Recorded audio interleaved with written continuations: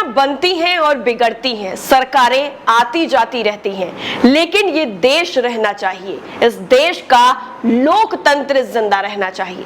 भरी संसद में ये जो शब्द हैं वो अटल बिहारी वाजपेयी जी ने कहे थे और आज वो चीज फिर से नीतीश कुमार ने याद दिला दी है, यानी सीएम नीतीश कुमार। उन्होंने कहा है कि हम रहे ना रहे, लेकिन 2024 में वो नहीं रहेंगे जो 2014 में आए हैं। नीतीश कुमार ने 8वीं बार बिहार के मुख्यमंत्री के तौर पर शपथ लेकर इतिहास रच दिया है और अपने आप में एक रिकॉर्ड बना दिया है 8 बार मुख्यमंत्री पद की शपथ लेने का। दोस्तों, पटना स्थित राजभवन में राज्यपाल फागू चौहान ने बुधवार दोपहर में उन्हें पद और गोपनीयता की शपथ दिलाई। उनके साथ ही राष्ट्रीय जनता दल यानी आरजेडी नेता तेजस्वी यादव ने भी जो है उप मुख्यमंत्री पद की शपथ ग्रहण की। वो दूसरी बार राज्य के डिप्टी सीएम बने हैं। महागठबंधन की नई सरकार में मंत्री परिषद का गठन बाद में किया जाएगा। शपथ लेने के बाद तेजस्वी यादव ने जिस अंदाज में अपने चाचा जी का आशीर्वाद लिया वो सोशल मीडिया पर काफी ज्यादा वायरल हो रहा है। जैसा अभी कुछ दिनों पहले तक की जो खटास की खबरें थी वो निकलकर सामने आ रही थी, लेकिन जो उनका जो है चाचा और भतीजे का रिश्ता है, बड़े हैं नीतीश कुमार, सीएम नीतीश, उनका जो है आदर करते हुए सीधा सीधा जैसे ही शपथ ग्रहण खत्म हुई, शपथ ली तेजस्वी यादव ने, उन्होंने चाचा के पैर छूकर आशीर्वाद लिया और बता दिया कि बिहार की जो है धरती वो लोकतंत्र के साथ साथ संस्कारों की भी जननी है। बिहार के जो संस्कार हैं वो कण कण में आपको नजर आएंगे। राजभवन में आयोजित जो शपथ ग्रहण समारोह था उसमें आरजेडी सुप्रीमो लालू प्रसाद यादव के परिवार के कई सदस्य मौजूद रहे। हालांकि लालू प्रसाद यादव खुद वहां पर मौजूद नहीं हो पाए, उनकी तबीयत खराब है इस वजह से। वहीं पूर्व सीएम राबड़ी देवी, उनके बेटे तेज प्रताप यादव, तेजस्वी यादव की पत्नी समेत आरजेडी के कई दिग्गज और बड़े नेता शपथ ग्रहण समारोह में पहुंचे थे। बिहार में नई सरकार का गठन हो गया है और इस शपथ ग्रहण समारोह के बाद बिहार की पूर्व मुख्यमंत्री राबड़ी देवी की भी प्रतिक्रिया सामने आई है। इसके साथ साथ तेजस्वी यादव की पत्नी की भी प्रतिक्रिया सामने आई है। आपको बता दें, पूर्व मुख्यमंत्री राबड़ी देवी ने कहा कि बिहार की जनता के लिए बहुत अच्छा हुआ है, मैं जनता को धन्यवाद देती हूँ, सब बहुत खुश है।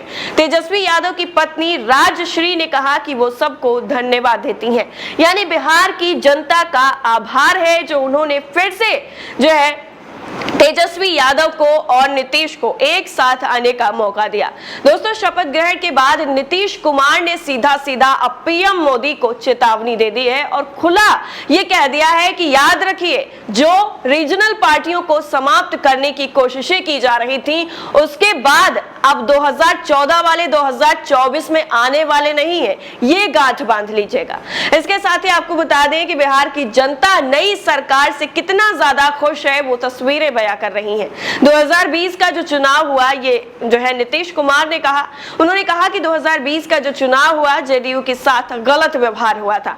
हमारी पार्टी के विधायक बोलते रहे लेकिन कि बीजेपी का साथ छोड़ दिया जाए और आखिरकार हमने बीजेपी का साथ छोड़ दिया, क्योंकि बीजेपी हमेशा जो है अपने इतिहास के कारण जानी जाती है, जिसके साथ रहती है उसी को खत्म करती है। नीतीश कुमार आगे कहते हैं कि कुछ लोगों को लगता है कि विपक्ष खत्म हो जाएगा, लेकिन अब हम भी विपक्ष में आ गए हैं, विपक्ष और ज्यादा मजबूत होगा। नीतीश कुमार आगे कहते हैं कि 2024 के लोकसभा चुनाव में विपक्षी पार्टियां एकजुट होंगी। बीजेपी ने 2014 में जैसा प्रदर्शन किया था वो 2024 में बरकरार नहीं रख पाएगी। जब नीतीश कुमार से 2024 में विपक्ष की ओर से प्रधानमंत्री पद के उम्मीदवार होंगे इस बारे में पूछा गया तो उन्होंने कहा कि ये अभी तय नहीं हुआ है और उनकी ऐसी कोई मंशा ही नहीं है। इतना ही नहीं, बिहार में सत्ता परिवर्तन के बीच बीजेपी अध्यक्ष जेपी नड्डा भी अपने पुराने बयानों को लेकर विरोधियों के निशाने पर आ गए हैं।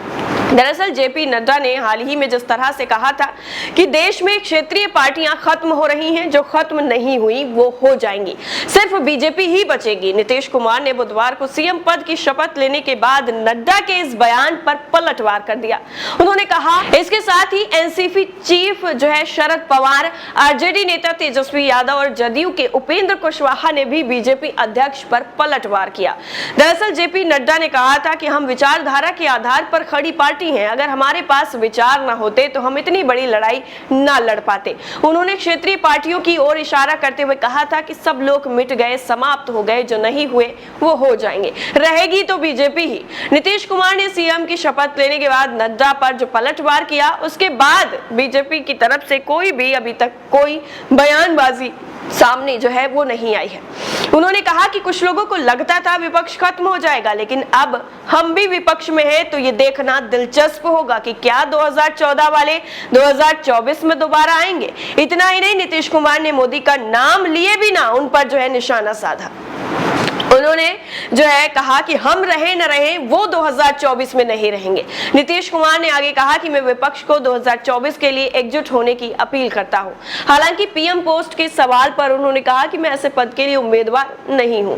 वहीं शरद पवार ने जेपी नड्डा के इस बयान पर पलटवार किया और कहा कि बीजेपी के राष्ट्रीय अध्यक्ष कहते हैं कि क्षेत्रीय दलों का कोई भविष्य नहीं है, देश में बीजेपी अकेली पार्टी रह जाएगी। पवार कहते हैं कि बीजेपी अपनी सहयोगी पार्टियों को ही खत्म करने में जुटी है।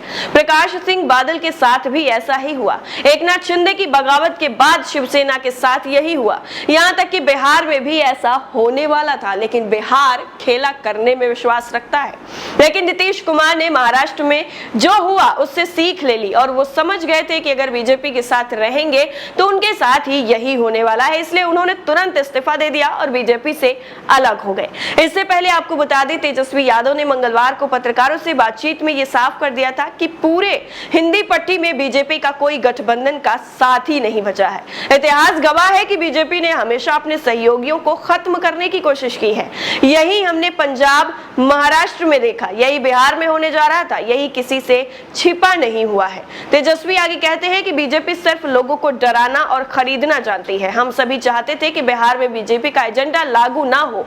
हम सभी जानते हैं कि लालू यादव ने लाल कृष्ण आडवाणी का रथ रोका था। हम किसी भी कीमत पर झुकेंगे नहीं। नड्डा के बयान पर उपेंद्र कुशवाहा ने कहा कि उनके कहने से देश नहीं चलता है।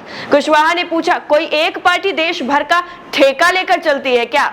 किसी एक पार्टी ने जैसे लोकतंत्र का ठेका ले लिया हो। इस तरह से कोई कहे तो सब पार्टी खत्म हो जाएंगी, हम रहेंगे ही नहीं और हम ही रह जाएंगे। ये जो है पूरी तरह से विचित्र बात है कि कोई रहने वाला ही नहीं है, सिर्फ और सिर्फ हम रहेंगे। और यहीं से उन्होंने कहा कि इसी तरीके से बीजेपी अब जो हम वाली राजनीति कर रही कि हमारे अलावा कोई नहीं है, यहीं से बीजेपी के पतन की कहानी अब शुरू हो जाती है। इस पूरी रिपोर्ट को लेकर आपकी राय क्या है, कमेंट सेक्शन में जरूर बताइएगा। बाकी नेशन 360 को अगर सब्सक्राइब नहीं किया है तो जल्द से जल्द कर लें ताकि सारी अपडेट आप तक पहुंच सके। जय हिंद।